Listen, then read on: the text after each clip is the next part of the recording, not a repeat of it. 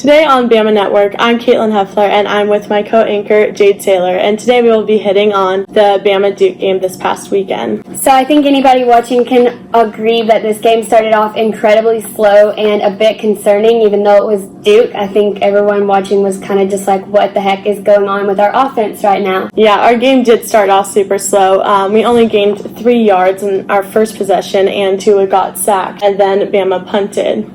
Yeah, and I think that happened. You could see like the offensive line was struggling really early on in the game, and I think that the offensive line was our biggest weakness during this game, and I don't think it's anything to be too concerned about. They'll get their game together, but I think this was giving Tua very little time to make plays and read the field, and so this is why he got sacked. We lost the ball on the first possession. So with our second possession, redshirt Jerome Ford fumbled the ball, and then Duke recovered. Now, Jerome Ford, this was his first start as a redshirt freshman, so he had a lot of pressure on him. Maybe that's why, he slipped up a little bit. Yeah, he did have a lot of pressure on him because our 1 and 2 running back, Najee Harris and Brian Robinson, were suspended. What many people thought were going to be the first half of the game ended up only being the first quarter, probably because things weren't looking too good in the first quarter of the game. And now for our third possession, we gained yardage in the field goal range, but unfortunately the field goal was missed by freshman Will Reichardt.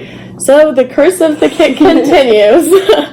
But we gotta cut him some slack. I mean, he is a freshman, his first 2 field goals of the year. So. Yeah, and from the 49 and from the 48 were his first 2, and somehow he managed to hit the pole opposite sides both times. I mean, it's honestly probably harder to hit the pole than go in the middle, but it was his first game on a big field. I have high hopes for him. I think he'll be able to break the curse. I think so too. With a little more practice and confidence, I think he'll be a good kicker for us in the future. Many tweets were being sent out after the first quarter. New OC, which was former OC Steve Sarkisian, saying that he was a bad hire and he really wasn't being efficient on the offense.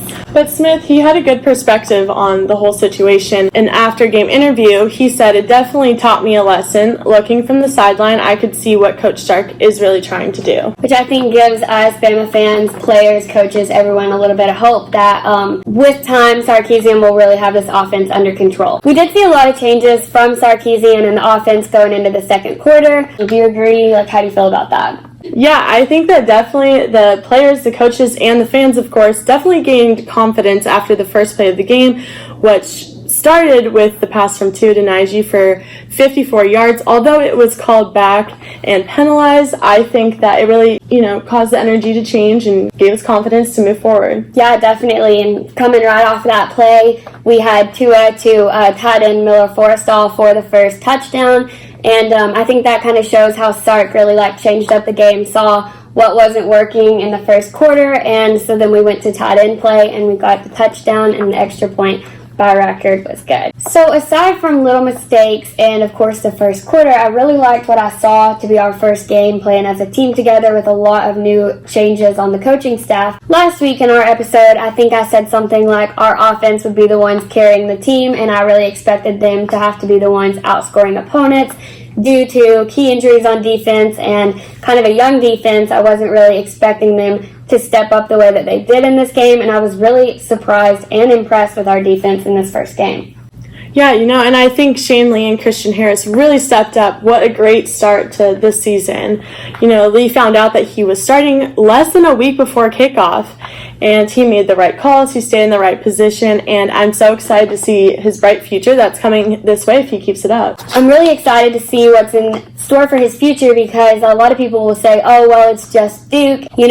What's he going to do up against a top 5 offense? Is he going to be able to make the plays and the right calls? And I think what a lot of people don't realize is even though it is just Duke, they have a really complex offensive system. And like you said, he still managed to stay in position and make the right plays. So I think we have a good inside linebacker for us this season. In my opinion, the offense will be fine. The receivers are already in mid-season form. And now Jerry Jeudy, I loved watching him play this game. He is insane. He's a monster on the field.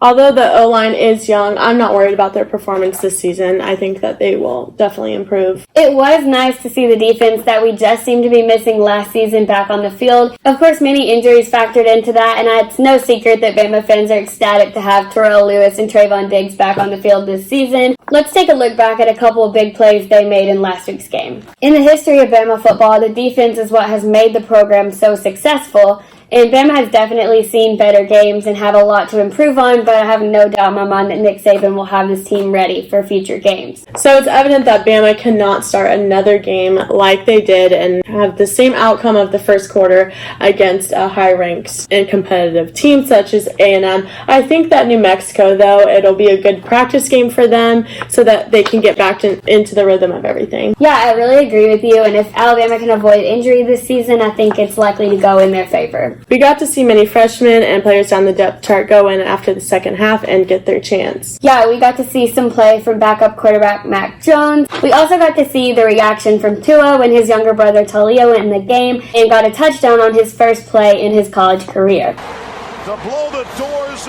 wide open. Tua forgot he had to hold. He wasn't expecting to. We also saw Jordan Battle get his first interception in his first college game as well. And then another standout defensive player that we haven't talked about yet is true freshman DJ Dale. He had 3 tackles and a half a tackle for loss in his first college game and only allowed 107 yards in 32 carries. So we finished the game with a score of 42-3. We had 145 rushing yards, which is less than ideal when lots of talk of getting back to the run game has been happening this offseason. But I don't see that happening with our wide receiver core we have this year. Also, our 1 and 2 running back was out for the first quarter. We had 1 turnover, 0 interceptions, 365 passing yards. There were 2 Bama interceptions, 1 on Diggs and 1 by freshman Jordan Battle.